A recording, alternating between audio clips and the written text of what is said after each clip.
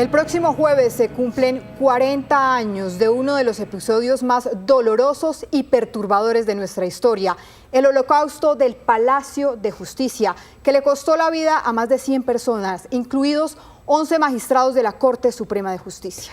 La crueldad de lo ocurrido en la toma guerrillera del M-19 y la brutal retoma que hicieron los militares pusieron en vilo la democracia. Uno de los poderes públicos había sido destruido en solo 28 horas. En nuestro tributo a las víctimas del Holocausto del Palacio de Justicia, que haremos toda la semana, hoy escucharemos la voz de un sobreviviente, el entonces presidente del Consejo de Estado, Carlos Betancur. Su relato es una reconstrucción minuto a minuto de esos trágicos acontecimientos. Ese miércoles 6 de noviembre fue una mañana lluviosa bogotana.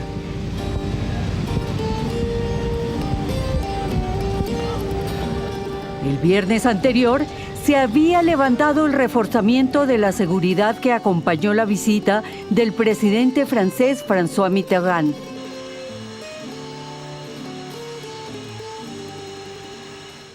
Carlos Betancur Jaramillo era para entonces el presidente del Consejo de Estado. Llegó a las 10 de la mañana y pasó a la cafetería en el segundo piso, acompañado de su amigo Gaspar Caballero. Llegando a la cafetería, me dice Gaspar: Carlos, ¿te diste cuenta que quitaron la guardia?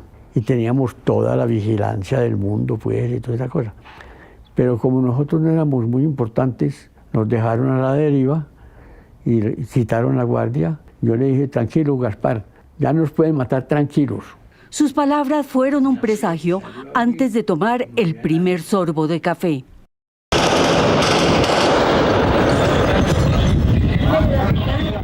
Oímos los primeros tiros, pero no sabían de dónde venían. El Palacio de Justicia, construido en 1979, era una mole de concreto gris que se alzaba sobre el costado norte de la Plaza de Bolívar. Tenía 4 pisos, con amplios salones y largos pasillos internos, con apenas 2 accesos principales, una gran puerta de acero reforzada que daba a la Plaza de Bolívar y otro ingreso en la parte posterior sobre la carrera octava. Eran los sótanos que servían como parqueaderos. Un laberinto y a la vez una trampa mortal durante las 28 horas que duró la toma y retoma a sangre y fuego. Guerrilleros del M-19 se toman el Palacio de Justicia. Yo digo que una de las ustedes que me permitieron que no me pasara a mí nada era que yo estaba en un sitio que ellos no estaban buscando. Ellos estaban buscando a la gente de la corte.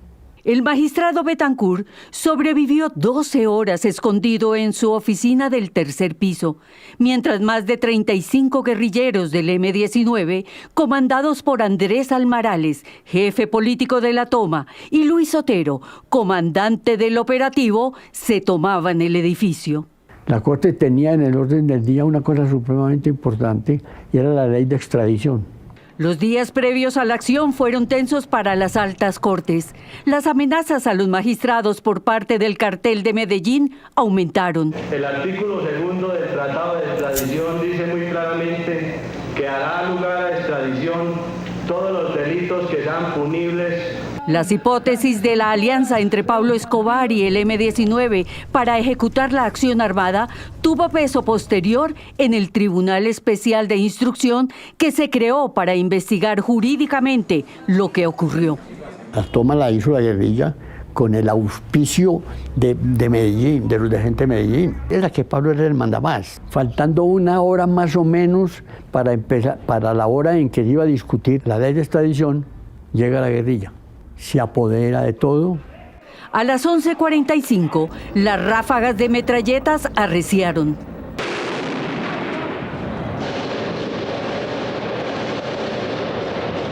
Ametralladoras. No podía ser porque era en alguna cosa muy seguida. Cerramos la puerta y lo primero que yo me preocupé fue de que no teníamos agua. Y entonces había una pecera con un Miami, esas maticas que crecen dentro del agua. Sí. Y entonces yo saqué el Miami y le dije a las secretarias: no me gasten esta agua, por si esto se demora, vamos a tener de beber. Supo que en las oficinas vecinas también estaban escondidos otros magistrados con sus equipos de trabajo. Se comunicaban con golpes o susurros a través de las paredes.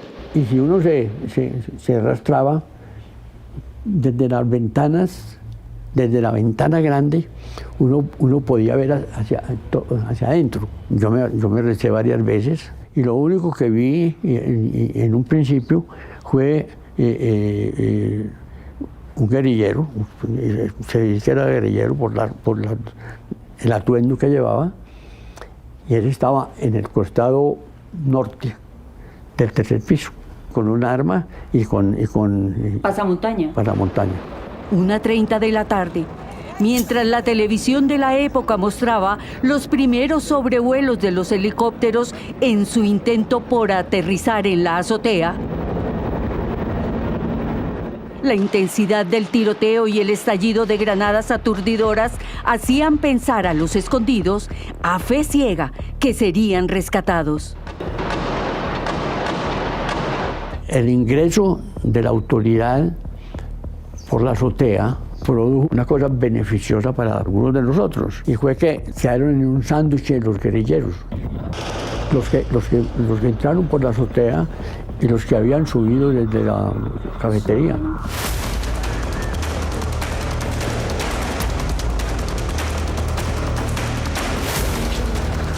Corriendo para abajo. Extra. Urgente.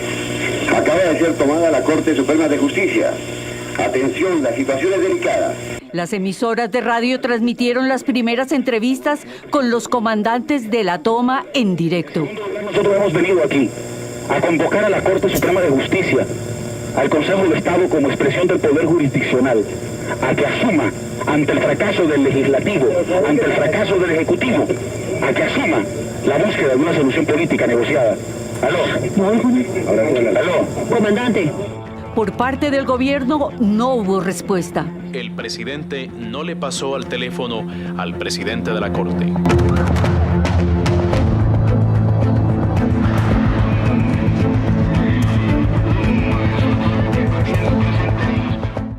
El país escuchó la voz de angustia del magistrado Alfonso Reyes Echandía, clamando una respuesta del presidente Belisario Betancur, implorando el cese del fuego. Por favor, que nos ayuden, que cese el fuego, la situación es dramática. Estamos aquí rodeados de personal del M-19. Por favor, que cese el fuego inmediatamente. Es urgente, es de vida o muerte. Divulgue a la opinión pública eso para que el presidente dé la orden. Pues que el presidente de la República dé finalmente la orden de que cese el fuego. Inmediatamente. Un momento, por favor, un momento. Yo mismo pensé que iba a ser como pasó con la embajada de la República Dominicana, que eso iba a ser demorada. Encerrado, pensó que ser salvado llevaría tiempo. Recordaba la toma que el mismo grupo hizo a la Embajada de República Dominicana el 27 de febrero de 1980. Toma que duró 61 días y tuvo un final feliz de negociación con el gobierno de Julio César Turbay. El desenlace fue considerado exitoso porque evitó a toda costa un baño de sangre.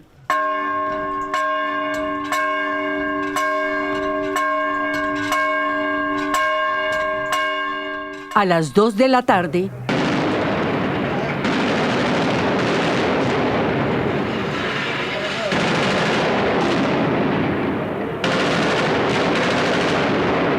irrumpió como una tromba por la puerta central de acero, el tanque Cascabel aplastando escombros y abriéndose paso al interior. Detrás, 2 tanquetas le seguían tumbando muros. Una imagen icónica de la brutalidad en que se fue transformando la retoma de Palacio por parte de las Fuerzas Armadas.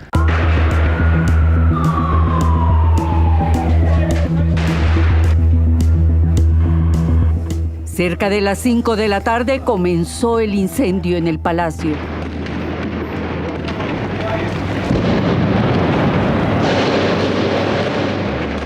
A las 6 de la tarde el gobierno anunció al país que no negociaría.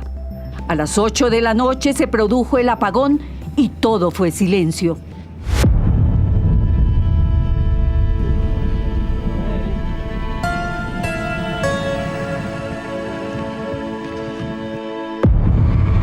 El cableado de los teléfonos fijos se quemó y las comunicaciones desde el interior se cortaron.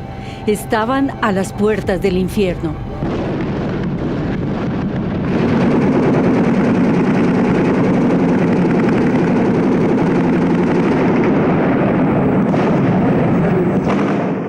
La secretaria del doctor Julio César, que la oficina quedaba contigua a la mía, tocó por la pared y uno ponía el oído y se oía fácilmente. Entonces me dijo, el doctor Julio César se enloqueció, dejó el saco y salió por todo el corredor. Y eso me permitió a mí ver que venía el incendio en esta dirección.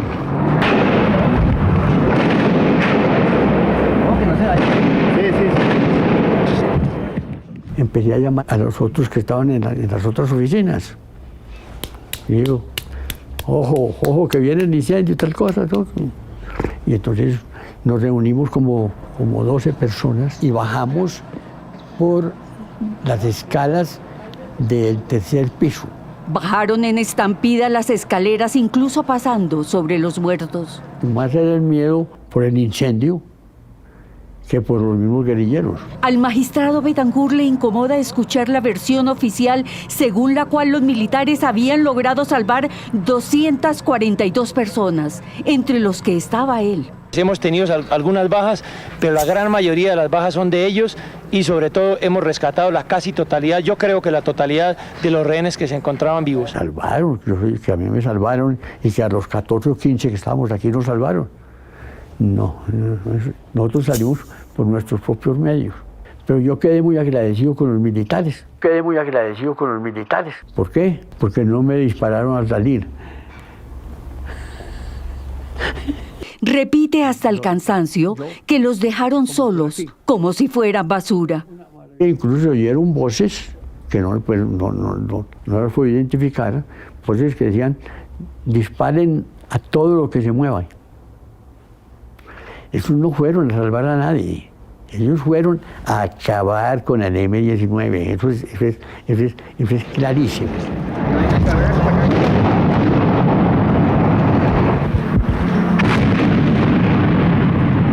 Mantener la democracia, maestro. Aquí no van ellos a asustarnos ni a atentar contra ninguno de los poderes. Yo volví a ver policía o ejército, yo no lo identifico, en la puerta principal del edificio. Allí el oficial dijo, vayan recostados por esta pared, pero con cuidado, porque hay noticia de que hay francotiradores. Allí yo vi los empleados de la cafetería, habían 2 empleados de la cafetería, que parece que después los desaparecieron.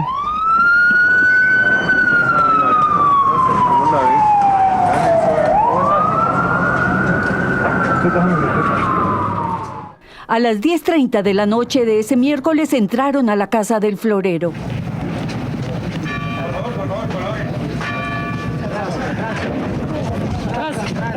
Habían 2 policías, nos dijeron, aquí no hay comunicación telefónica con la casa de ustedes, para facilitarles, ustedes nos dan los números y nosotros informamos en sus casas que ya salió, pero no fue cierto, no llamaron a nadie.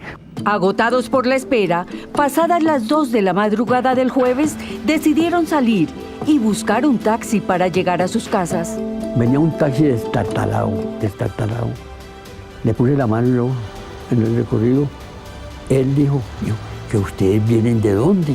Entonces yo le dije, nosotros estamos en el palacio y vamos a nuestras casas. En este ejercicio de memoria, recuerda el momento sublime de llegar a su hogar.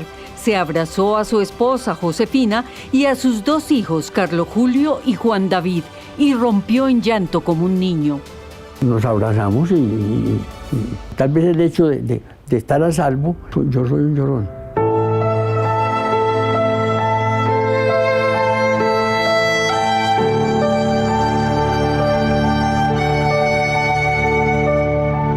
El magistrado Betancur regresó a las ruinas del palacio el viernes de esa misma semana.